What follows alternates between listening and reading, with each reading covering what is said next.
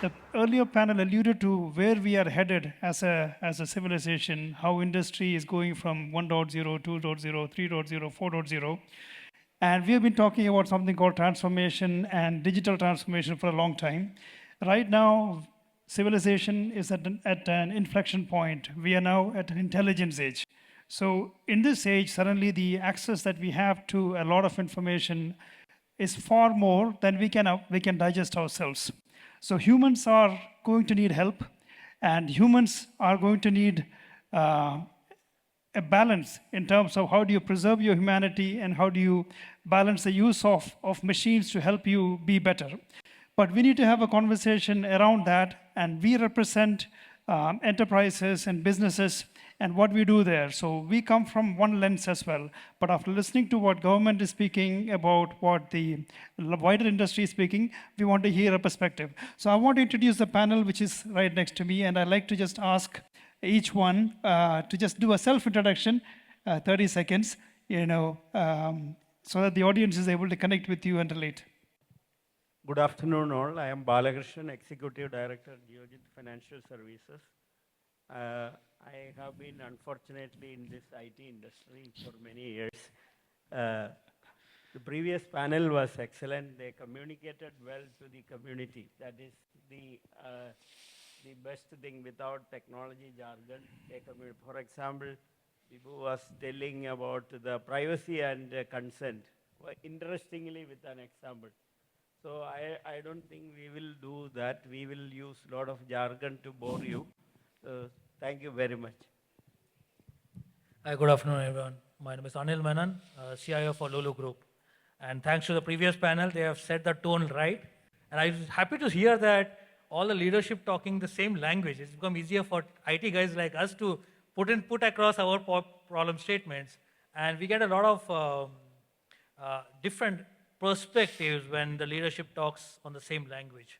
So I think that's something which is set right now, and I will try to make it interesting without minimal jargons if possible.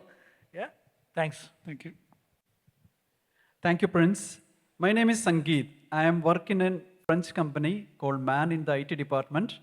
I am the co-founder of IT Leaders Community. Thank you very much. And the previous session, as discussed, it was really impressive and insightful.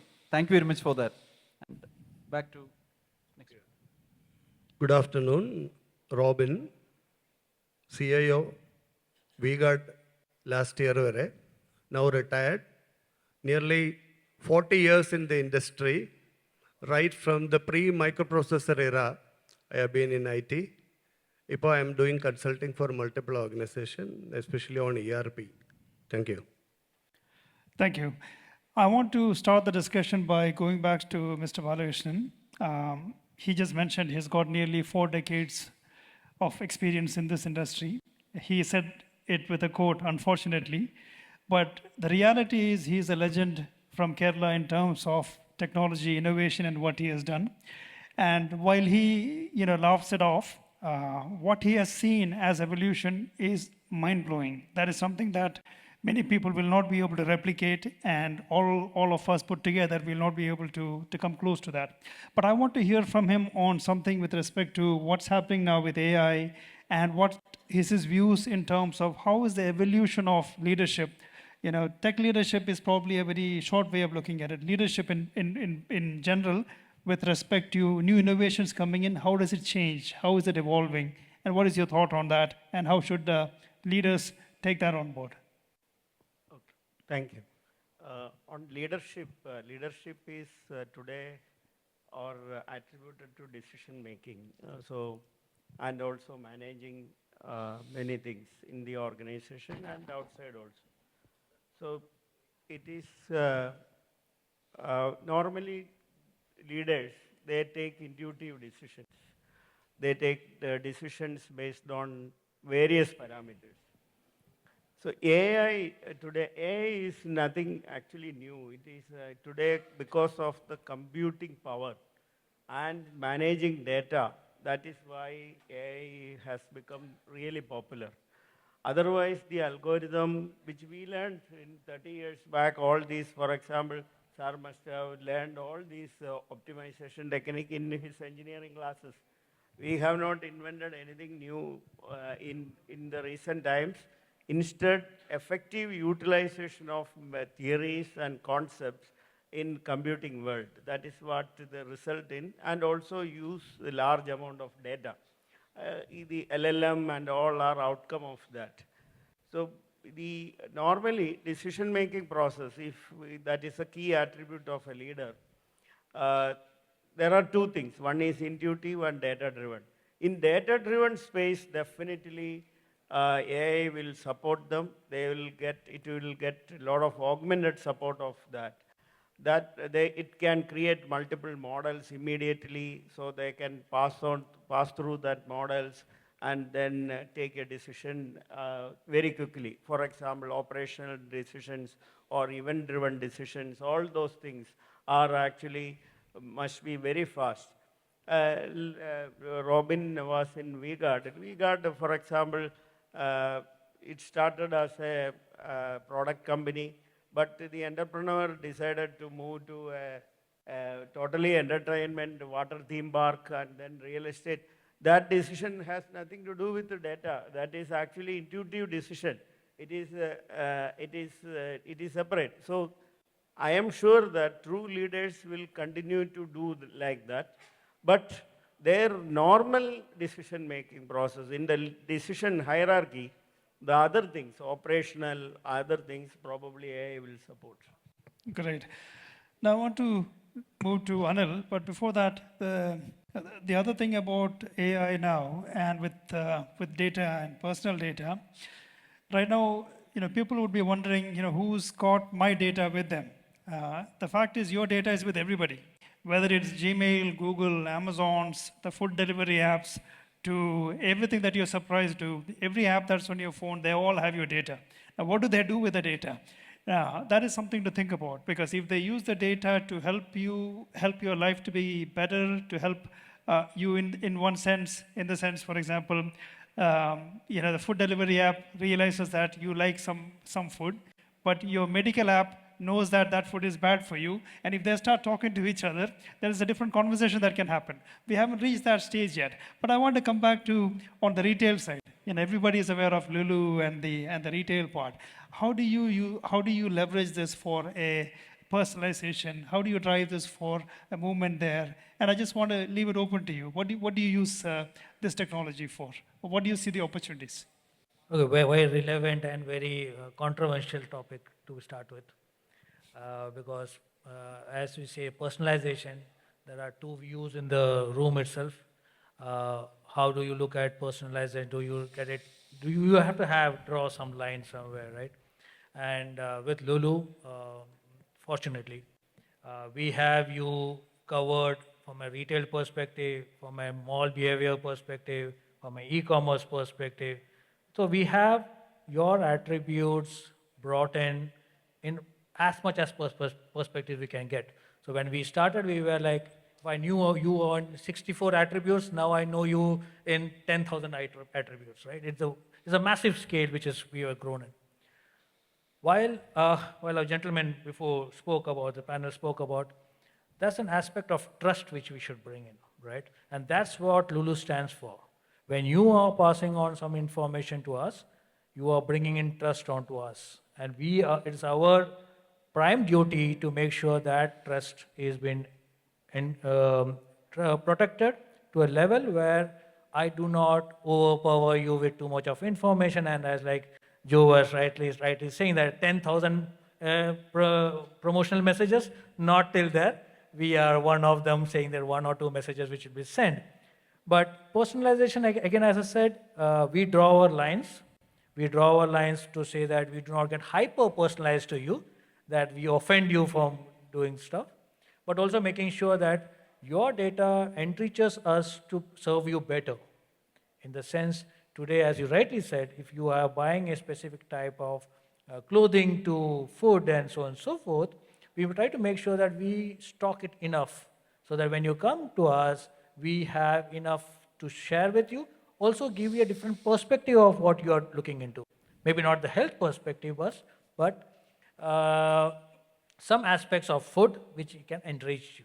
Say, for example, if you're buying a specific type of food from us, I can give you a recipe out of it saying that, you know what, you can, with this food, buy this X number of stuff, the recipe is so and so, and that encourages you to come to us ever.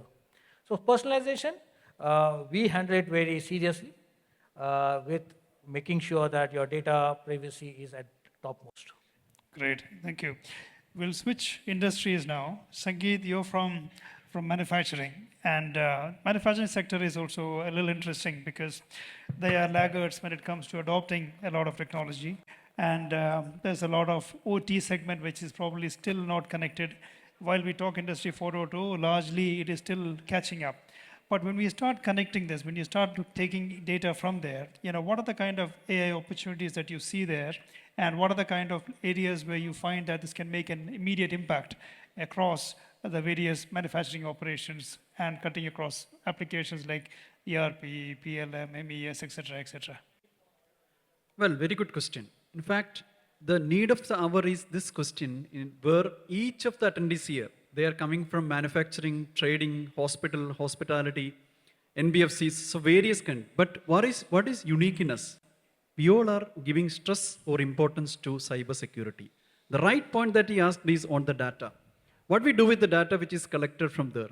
So what we are planning is, like what we are implementing in our company at least, is that the OT data and the IT data. So this entire data is being utilized in a centralized way. We have silos, we have different applications like ERP, CRM, PLM systems, then HRMS. So entire application are working independently. At the same time, the data is integrated while implemented in a part. So the one thing that we implemented and ensured is that data security, it has to be at par. Data is collected ethically and being processed rigorously, and then it is used and protected us by the IT team. So earlier, at least 3 years back, until 3 years back, we never given importance to OT security. With the recent advancements, we have given importance to OT, and we have dedicated people to secure our OT devices as well. As so many manufacturing industry people here, we know the importance of OT security as well. So give much importance to the data collected and the data which is being implemented and used across our industry. Thank you, Sangeet, for that. I want to switch to Robin. You're also from manufacturing, but you also bring in a lot more. I want you to reflect on something which is a little bit more where you know about what you have to do with industrial systems, you know about supply chains a lot more, and what is the aspects there. But the other part is, somebody in the earlier presentation spoke about attacks and whatnot, and they asked for a show of hands. How many people have actually felt or faced an attack? And only 2 or 3 hands went up. Now, we in Kerala, we pride ourselves in the fact that even during the COVID days, we were one of the first ones to start reporting. Our stats were perfect. And people would say, in one sense, that is great, but in the other sense, we were not healthy or we had issues going on. Here, I think that was not a true reflection because that is not a stat that they can use. I think a lot more people have been affected. You're just not reporting it. We'll come back to that. But what's really going to be critical is, if you are affected, if you are hit, what happens after that? We heard of companies that actually is going to shut shop, but I know I come from an experience where we face an attack, and I know I've heard of stories where people don't want to talk about it, but you have survived it because of certain mechanisms. So I want you to just reflect on the cyber resilience part, and based on experience in manufacturing and in general, if you can share thoughts. Yeah. Good afternoon, all. മലയാളത്തിൽ സംസാരിക്കാനാണ് ഉദ്ദേശിക്കുന്നത് with some English. First panel ഡിസ്കഷനിലും minister സംസാരിച്ചപ്പോഴും അങ്ങനെയാണ് കാണുന്നത്. എനിക്ക് English അറിയാത്തതുകൊണ്ട് കൂടിയാണ്. അപ്പോൾ ഫസ്റ്റ് ഓഫ് ഓൾ, ഈ കൂട്ടത്തിൽ റിട്ടയർഡ് ആയ ഞാനാണ്. അപ്പോൾ എനിക്ക് വേണമെങ്കിൽ ചിന്തിക്കാം, ഞാൻ ഈ ടോപ്പിക്സൊക്കെ എന്തിനാണ് മനസ്സിലാക്കുന്നത്, cyber security is no more relevant for me. പക്ഷേ അതാണോ ശരിക്കും? ശരിക്കും അതല്ല. ഇന്ന് നമ്മൾ എന്താ പറയുക, ട്രിവിയ ക്വിസ് നോക്കിയാൽ നമ്മുടെ പേഴ്സണൽ ലൈഫിൽ പോലും വളരെയേറെ ഈ കാര്യത്തിൽ അവെയർ ആയിരിക്കേണ്ട ഒരു ആവശ്യമുണ്ട്. അല്ലെന്നുണ്ടെങ്കിൽ നമുക്ക് പേഴ്സണൽ ലോസ്, ഡോക്ടേഴ്സ്, എൻജിനീയേഴ്സിനെയൊക്കെ തന്നെ എന്താ പറയുക, മിസ്ലീഡ് ചെയ്യുന്ന, അല്ലെങ്കിൽ അവർ അത് ഹാക്ക് ചെയ്യുന്നതും ഡിജിറ്റൽ അറസ്റ്റ് ചെയ്യുന്നത് നമ്മൾ കണ്ടു. So this topic is very relevant. And now going, back to my life, as I said in the intro part also, it's almost 40 years since I started my career in the digital era, but in IT, in terms of the software programming. ആ രീതിയിൽ തുടങ്ങിയ ഒരു കരിയറിൽ factories and out of my 40 years, ഈ 40 വർഷത്തിൽ 25 വർഷവും ഞാൻ ഫാക്ടറികളുടെ ഡിജിറ്റൈസേഷനിൽ തന്നെയാണ് വർക്ക് ചെയ്തത്. I use to work in some of the most advanced factories and high spend. And what I'm trying to say is, large കമ്പനീസിന് മാത്രമായിരുന്നു പണ്ട് ഡിജിറ്റൽ അഡോപ്ഷൻ പോസിബിൾ ആയിരുന്നു. കാരണം it was very expensive. Data centres were very costly. ഇപ്പം എന്താ സംഭവിക്കുന്നത്? Flipkart, Amazon പോലുള്ള ഒരു ഡിജിറ്റൽ കോമേഴ്സിലൂടെ ഇപ്പം നമുക്ക് വീട്ടിലിരുന്നൊരു സാധനം സെല്ല് ചെയ്യാൻ പറ്റുന്ന പോലെ, now you are getting that entire opportunity to have a digital enterprise sitting at home. So that's an attraction. ആ അട്രാക്ഷൻ്റെ മറ്റേ സൈഡ് എന്താണ്? It is threat. സോ ഇപ്പം നിങ്ങൾ വീട്ടിലിരുന്ന് ഒരു ഡിജിറ്റൽ പ്ലാറ്റ്ഫോം അല്ലെങ്കിൽ F9 പോലെ ഒരു കമ്പനിയുടെ പോലത്തെ സെക്യൂരിറ്റി പ്രോഡക്ട്സ് നിങ്ങളിൽ കൊണ്ടുവരികയാണെങ്കിൽ, it is having the possibility of threat is very high. And ഞാൻ വർക്ക് ചെയ്ത ഈ പറഞ്ഞ ഫാക്ടറികളൊക്കെ ഹൈലി ഡിജിറ്റൈസ്ഡ് ആയിരുന്നു, പക്ഷേ it was completely secure. It was disconnected from IT. It was OT only, right? ആ വേൾഡിലായിരുന്നു 15 years 20 years കമ്പനീസ് ഓപ്പറേറ്റ് ചെയ്തത്, ഞാൻ വർക്ക് ചെയ്തത്. But then what happened? Internet, cloud came, and today we need to have interoperability and connectivity and availability. ഇതിൽ ഞാൻ കാണുന്ന ഒരു കാര്യം, രണ്ട് കാര്യങ്ങളുണ്ട്. അതായത് in terms of an OT, there are two sides. One is for operational, for the plant control. Those things will remain inside the campus, inside the factory. But that information, when you are getting it for analysis, for MIS, for interpretation, that data has to be on the public side. So in terms of factory security, my approach would be, you secure your operational data more internally, but you draw the data, put it on a secondary device or wherever, and allow it to be under threat or whatever, right? So security has to be multi-layer. That is what is important in terms of the digital security. And again, just to conclude, I am actually taking more time, that's my nature. The last point is, today, ഞാൻ commerce പറഞ്ഞുകൊണ്ട് എന്താ ഉദ്ദേശിച്ചതെന്ന് പറഞ്ഞാൽ, SMEസിനോട് എനിക്ക് പറയാനുള്ളത്, so far you were not attacked because you were not digital. Still you are in an analog environment. But tomorrow, to set up an IT company, to set up any SME, you need to have IT for your support. And lastly, if you don't set up it with the digital, then you are not going to succeed in the tomorrow's world. അപ്പോൾ നിങ്ങൾക്ക് digital എസെൻഷ്യലാണ്, മസ്റ്റാണ്. അങ്ങനെയാണെങ്കിൽ security മസ്റ്റാണ്. I think I'll conclude with that. Thank you. Thank you, sir. So from there, I want to just throw one number at everyone. When you start consuming AI tools, you're actually using tokens. And recently, just the other day, I read a number, 1 trillion tokens were consumed by X number of people on ChatGPT. That means that many number of queries have been done. On a daily basis, the number of tokens being consumed is quite high. But this 1 trillion is a list of individuals, the amount of compute they have used that for. The question that comes in your mind is, what do they use? What do they do? What do they get to do with the output? And for getting that output, how many forests have been burned? Because it is a consumption of energy. Now, the other thing which I want to just gently introduce to Mr. Balakrishnan sir is, from the days, in the olden days, technology would never become a big boardroom discussion.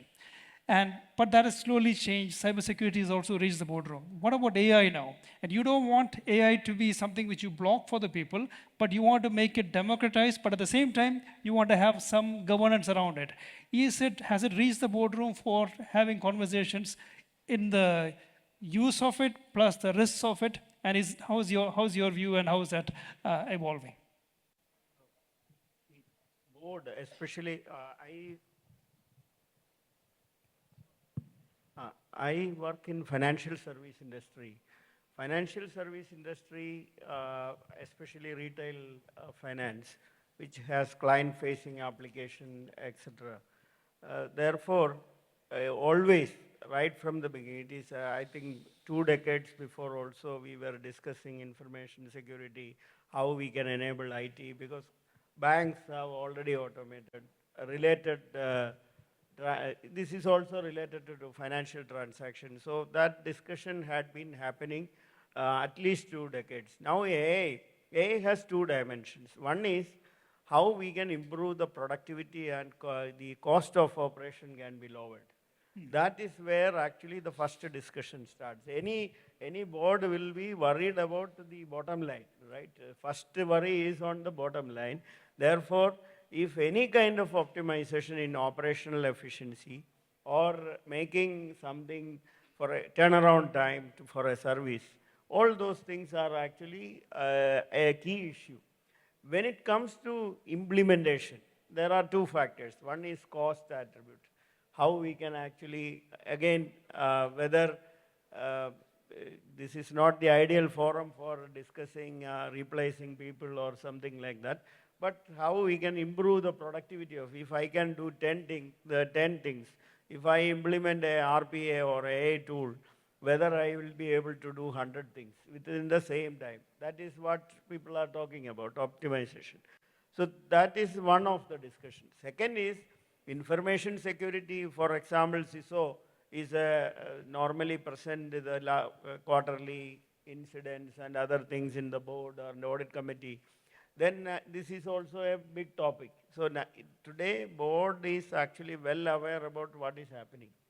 And they have enough and more knowledge on what is actually happening in the industry as well as in the socio-economic space. Therefore, natural questions on the information security will come. So AI has, see, in the previous panel, when they discussed about the advertisement and marketing, there was a question on fake links sending to the people. This is also happening in digital marketing. Digital marketing is a lot of tools are coming in and fake links will go to the prospects and they subscribe something, they'll make grievances. All those things are, so ultimately what I'm talking about, the board normally analyze the incidents. So the AI naturally creates certain incidents. RPA creates incidents. All those things will come in the incident management. So board also well aware about this, and board normally questions on this, and this is happening, already started happening. Right. I mean, one of the things that I also ponder is when it comes to the use of these innovations, you want the productivity of the people to be increased, but you also want to be having some guardrails around that. So on that aspect, you wanted to say something? No, naturally, any organization would like to do continuous improvement on productivity and serviceability. That is turnaround time to deliver a service, deliver a value to the customer. Yeah. Therefore, it is top of the mind for all the senior managers, and they continue, everyone. Now, all of us are working on that. By majority of the automation we had completed so far is intending to do a faster delivery of either service or product or whatever it is, and thereby reduce the labor involvement of the people. So that is a continuous process. AI also augment that. AI will give you that kind of a facility. And now getting into the managerial space of decision making, wherein data plays a major role. Yeah. Great. So that's actually providing a good segue into the Lulu operations. You know, the retail B2C is proliferating. Amazon, Flipkart, everybody is doing a lot of online purchase. But Lulu is opening stores in every district and still continuing to open more. The footfall is increasing. You can't find parking. So the store operations, the kind of management that you do in there, how do you balance this? How will you leverage this? Because you are still facing this challenge. It's not like people have stopped coming, but more people are coming. So what is the challenges that you see there? What are the things that you're doing there? Is there something that you're doing? Is it about hiring more people? Is it about any automation? Just want to hear your thoughts on that. True. And previously we used to have this offline, online, and all that jargons being played. Now there is nothing called as offline, online. It's just omni-channel. We have to be present where the customer needs you, right? Now, having said that, rightly said, sir, it's about how do you gain the productivity of this workforce which you have, right? Most of the automations, when you look at it, either they look at from saying that, you know, you cut down people, you get on stuff and all of that.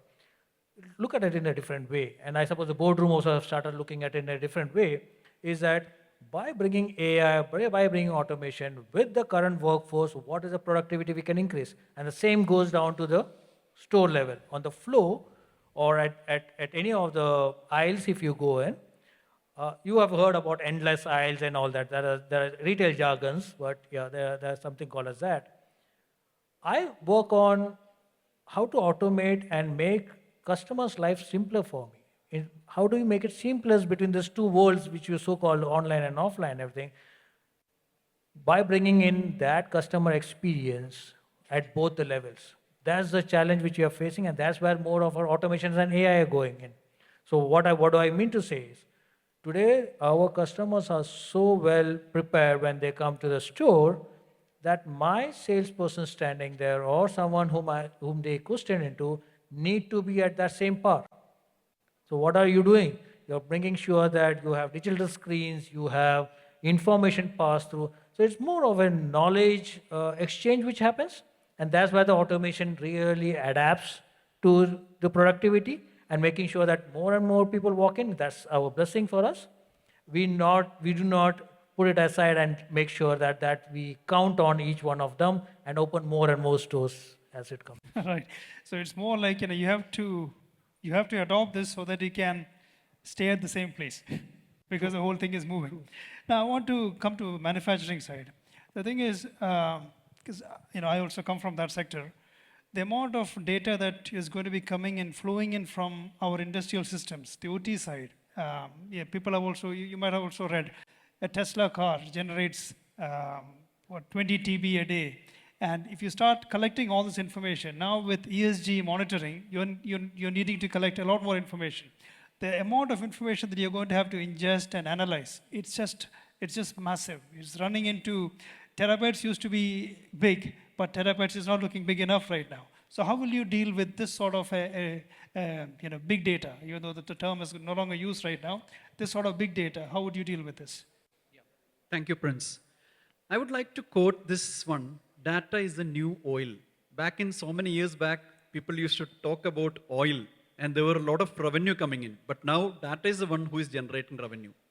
Let me ask one question to the attendees. How many of you believe implementing AI at your office without kind of using precautionary measures are having a threat to your organization to expose your data?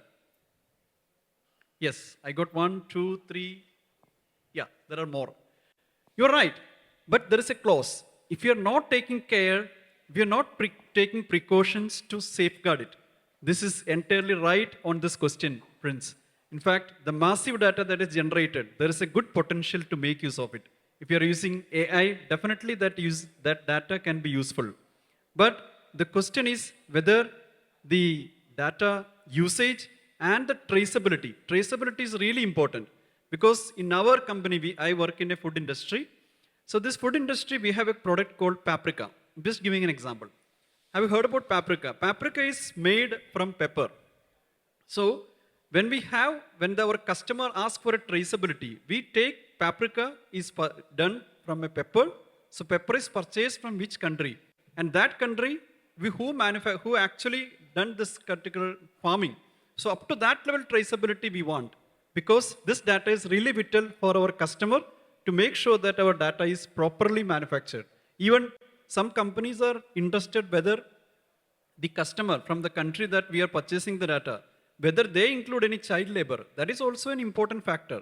So these are things where traceability is really vital. I really agree with you. Massive data is useful for the company, but it has to be processed carefully. The AI really helps the implementation. And there was one more point I would like to quote is today morning in the panel discussion, one was mentioning about 11 people are died on the roads.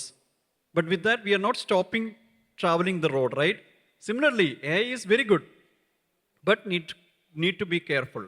Thank you. With this point, back to... No, thanks, Sangeet. I'm sure Robin will also have something to add on to that, but I want you to also think about another aspect, because today we are all about cyber suraksha, and the focus is that. So we seem to have veered more into AI certainly, and that part. But when it comes to applying this innovation into security, we are talking more only on the defense side.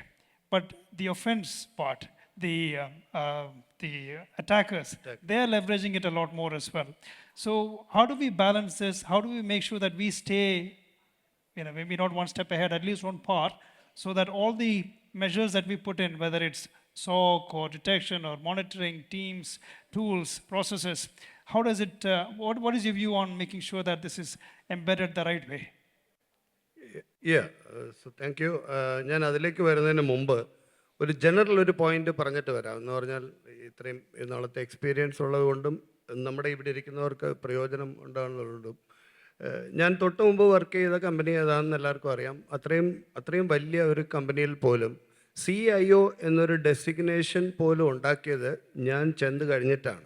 ഞാൻ പറയുന്നത് ആ ഒരു understanding ഒരു കമ്പനിക്ക് chief information officer എന്നൊരു role വേണം എന്നൊരു awareness ആദ്യം ടോപ്പ് മാനേജ്മെൻറ്റിൽ ബോർഡ് ലെവലിലും ക്രിയേറ്റ് ചെയ്തിട്ടാണ് ഞാൻ സ്വയം എൻ്റെ തസ്തിക നേടിയെടുത്തത്. ഞാൻ പറയുന്നത് എല്ലാവരും പോയി അത് ചെയ്യാനല്ല. What I'm trying to says, ഇതിലെല്ലാവരും സ്ലോ ആണ്, അതുകൊണ്ട് നിങ്ങളാരും പുറകിലല്ല. ഇനി CISO, ഇപ്പോഴത്തെ നമ്മുടെ സബ്ജക്റ്റ് അതാണല്ലോ. CISO എന്ന സാധനം ഉണ്ടാക്കിയിട്ട് 3 വർഷമായിട്ടുള്ളൂ. ഞാൻ അവിടെ നിന്ന് ഇറങ്ങുന്നതിന് ജസ്റ്റ് 3-4 ഇയേഴ്സ് മുമ്പാണ്. അപ്പം ലാർജ് കമ്പനി, ഇന്ന് ആ കമ്പനി 5,500 crore ആനുവൽ വരുമാനമുള്ള കമ്പനിയാണ്. But even there the role of a information security as an independent function has come up only about 3-4 years back. I'm only saying that we are not behind, but for you people, ഈ പറയുന്ന CIO അല്ലെങ്കിൽ CISO and the information security or whatever security function, you need to start right away. അതെന്തുകൊണ്ടാണ്? ഞാൻ ആദ്യം പറഞ്ഞ സമയത്ത് സംസാരിച്ച പോലെ ഇപ്പോൾ എല്ലാവരും ഓപ്പറേറ്റ് ചെയ്യുന്ന പബ്ലിക് ഇൻ്റർനെറ്റിലാണ്. So your data is going to be under more threat than my data which was like 10 years back or 20 years back. അതുകൊണ്ട് ഇൻഫർമേഷൻ സെക്യൂരിറ്റി ഒരു ലാക്കഡൈസിക്കൽ അപ്രോച്ച് വേണ്ട കാര്യമല്ല. ആദ്യത്തെ പ്രയോറിറ്റി ആയിട്ടാണ്, അതായത് ഇപ്പം നിങ്ങൾ ഫിനാൻസ് എന്നോ അല്ലെങ്കിൽ സപ്ലൈ ചെയിൻ എന്നോ ഒരു ഫംഗ്ഷൻ ഉണ്ടാക്കുന്നതിനോടൊപ്പം തന്നെ ക്രിയേറ്റ് ചെയ്യേണ്ട ഒരു ഫംഗ്ഷനാണ് ഇൻഫർമേഷൻ സെക്യൂരിറ്റി. അത് ബിസിനസ്സിൻ്റെ തന്നെ സ്ട്രാറ്റജിയുടെ പാർട്ടാകണം എന്നുള്ളതാണ് ഫസ്റ്റ് പോയിന്റ്. അപ്പോഴത്തേക്ക് ഞാൻ ആ ക്വസ്റ്റ്യൻ മറന്നുപോയി, ഒന്നുകൂടെ പറയൂ. More on the offense defense part. About offense and my apologies. So law enforcing ഏജൻസികളെക്കാളും മോട്ടിവേറ്റഡ് ആയിട്ടുള്ളവർ ആരാണ്? എക്സ്ട്രീമിസ്റ്റുകളാണ് അല്ലേ? അപ്പോൾ ഞാൻ പറയാതെ പറയുകയാണ് എന്ന് പറഞ്ഞാൽ എപ്പോഴും law breakers are more intelligent, shrewd and more hard working. They work 24/7. But other people who will enforce your IT security, they are going to work on a typical about 8 hours a day. They will look at their family and other thing. So they may not be as motivated, is what I feel, Prince. So the threat is real. And as somebody said in the first discussion I heard, it is becoming a business. I think in that presentation, Gopan, right? So he spoke that it is becoming a $1 trillion business. So that business is a threat for your business. And as I said in the previous thing, നിങ്ങൾ MSME പോലുള്ള കമ്പനികൾ ഇനി ഒരു അതായത് if you want to start a business and become successful in short span of time, Vigada പോലത്തെ ഒരു company 40 years കൊണ്ട് it became so big. But for you people, if you want to do it in the next 5 years or 10 years, you need to have this infrastructure placed on day one. So that the required IT security things should be in place, and we should be 24/7 vigilant is what I think. And as I said, these threat or that the threat agents are going to be more motivated than us, so we have to stay fully alert. And finally, automation is your solution, and AI has to be deployed according to me. And why? ഞാൻ വീണ്ടും എൻ്റെ എക്സാമ്പിളിലേക്ക് പോവുകയാണെങ്കിൽ factory systems data generate ചെയ്യുന്ന speed എങ്ങനെയാണെന്ന് അറിയാമോ? Nano സെക്കൻഡ്സിലാണ്. ഫാക്ടറിയിൽ work ചെയ്തവർക്കറിയാം. നിങ്ങളൊരു ഫാക്ടറിയിൽ ഇപ്പോൾ ഫോർ എക്സാമ്പിൾ എന്തെങ്കിലും ഒരു പ്രഷർ മെഷർ ചെയ്യുകയാണെങ്കിൽ അത് നിങ്ങൾക്ക് 10 മിനിറ്റ് വിട്ടിട്ടല്ല മെഷർ ചെയ്യുന്നത്, 10 സെക്കൻഡ് വിട്ടിട്ടായിരിക്കും. അപ്പം മറ്റേ 10 മിനിറ്റ് കൊണ്ട് ജനറേറ്റ് ചെയ്യുന്ന ഡേറ്റയുടെ എത്ര ടൈംസാണ് 10 സെക്കൻഡ് കൊണ്ടുള്ള data? So more data will be generated. And if you want to check the data and have the required control, എന്തെങ്കിലും ഒരു ആർട്ടിഫിഷ്യൽ ഇൻ്റലിജൻറ്റ് പ്ലാറ്റ്ഫോം ഉണ്ടായേ പറ്റൂ. So please deploy this, but please also be vigilant that these threat elements or threat agents are more motivated like extremists. So let us stop and control extremism. Thank you. Thank you, Robin. We are going to wrap up now. Before I collect a closing thought from everyone, I just want to also summarize a few things. The whole role of a technology leader, CIO, this is evolving. Sometimes it's prompted because of the evolution that's happening in the industry. Sometimes it's prompted because of regulations. Right now, there are still industries which doesn't have a DPO, but DPO is mandated. There is some companies that don't have a CISO, but CIO plays that role. CTO, CPO, all of this is now proliferating. When it comes to now a new intelligence era, we haven't reached the point where there's an intelligence officer in the company. So the question that I just want to ask everyone, maybe it's also a threat to me, but everybody is automatically assuming AI should be with the CIO, AI should be with IT. But is that really the case? Who should be owning the AI strategy in a company? Because it has to go beyond technology, it touches ethics, it touches purpose, it touches business impact. So who should be the office that should be owning an AI strategy? There is actually adding to Robin's point on CISO and all. In financial service, especially banks and all early adopters of this, because of their systems are more vulnerable. In a manufacturing, compliance also, and regulated. It is highly regulated. So CISO as a post, if I remember correctly, we started in 2005 because SEBI came out with a regulation on you should have second segregation of duty. So CTO, at that time I was actually both CISO and CTO, and then they said it is not possible, CISO should be separate, and he should not report to you, he should report to somebody else. These kind of a thing because of regulation. And also manufacturing was not so exposed to internet, whereas in the retail finance, it is a completely automated. You remember even ATMs and all those things. I have one more point. You asked a question on why they are putting lot many stores. See, shopping is an experience. You won't get that from online shopping. That is also very important. I visit these stalls not for shopping alone. I want to see people, I want to see products, etc. So that is also, that's just adding on to his comment. But coming to this, there is something coming up. It is actually at our doorstep. We have, our parliament has passed the DPDP Act. So any organization now, I think 500 crores or something turnover, then they are supposed to deploy a person called the Chief Data Officer or Chief Privacy Officer or something like that. So, data. So, the AI is not only technology. It is actually there are a lot many other things. It is strategic. It is operational. Therefore, your subject matter expert. I am not using the word SME because SME may misinterpret here. So, subject matter expert should guide that. If you are as a CIO or a CISO or whoever it is, if he doesn't understand the intricacies and implication of AI, then he may not be able to guide the organization in the right direction.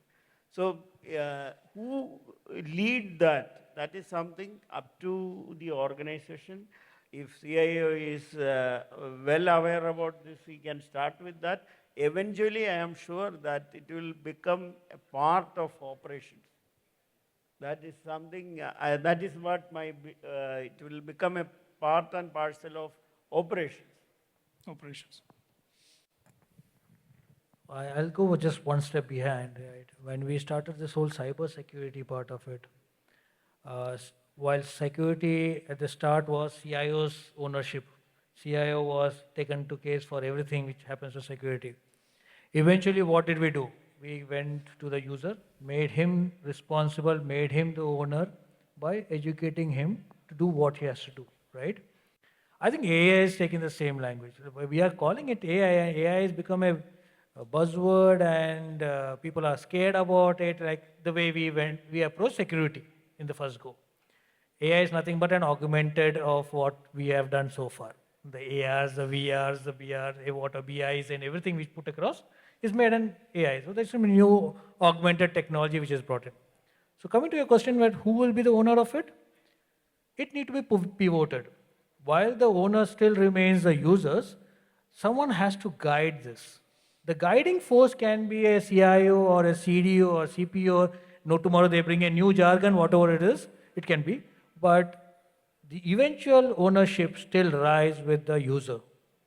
If he is educated for what he is supposed to do, I think we will play a better role as a CIOs to guide them, to take them to a direction or give a guidance. That's more like it. Thank you. Thank you, Prince. The question is whether an IT enabler, IT CIO, or the business executives are to be given for the responsibility of implementing AI. My answer would be, as most of you agree, it is both. When you say both, so who is responsible basically? I mentioned that business owners should be given more weightage out of the CEO. Why it is? Because of three reasons. O, C, A. O stands for ownership. The complete ownership should come from the business owners. So for this one, I believe business owners should also be given much stress and importance. Now, what is a C?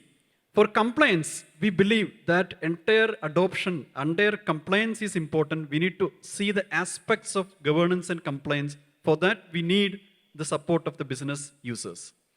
Last but not least is the adoption. The success of any project solely relies on the adoption rate. So I believe because of OCA, it has to be both. Thank you. Yeah. It's a difficult question, first of all, because it's an evolving topic. ഈ artificial intelligence വന്നിട്ടേ ഉള്ളൂ. അതിനെ കൊണ്ട് കെട്ടേണ്ടത് എവിടെയാണ്? കൊണ്ട് കെട്ടേണ്ടത് IT-യിലാണോ അതോ സ്ട്രാറ്റജിയിലാണോ? അപ്പം ഞാൻ അതിനെപ്പറ്റി ചിന്തിക്കുകയായിരുന്നു. ഇപ്പോൾ ഫോർ എക്സാമ്പിൾ വീഗാർഡ് പോലെ ഒരു കൺസ്യൂമർ പ്രോഡക്ട്സ് കമ്പനിയിലാണെങ്കിൽ R&D, അതായത് product engineering and IT should work together. So for each company, it has to have a combination of teams to work on that. Geojit anengil, B2C ആണ്. They need to look at marketing and IT to probably combine into like how we can apply stock intelligence or something like that. For him, for the retail, it has to think, whichever is that particular business function, which is more important, should form a combination of service. For example, in any industry, it has to be some part of the business and IT has to jointly co-develop and co-manage and co-responsible for that outcome in AI is what I would say at this point, because it's an evolving topic. No, It's it's still not there. We are still not there. Thank you. Perfect. In fact, the book on that is still being written. The structure that is needed for fitting into an organization is still not there yet, and it will be context to context. Although my personal view is going to be a little different. I think if you're looking at a power that can give you an answer that reads through the entire library in a matter of seconds, if it's developing at a pace which is far more superior, one day you will have an AI officer who will have the CEO, the CIO, everyone reporting to it. It's a scary future, but I think that's where we are headed in some sense. So yeah, you may not have to agree, but it's a thought. So with that, everyone, we will wrap up. We just want to say a word of thanks to F9. While we can't really endorse any product or any company, the mere fact that we are sitting here in this conference is also speaking a lot. So thank you, and I wish them all the best.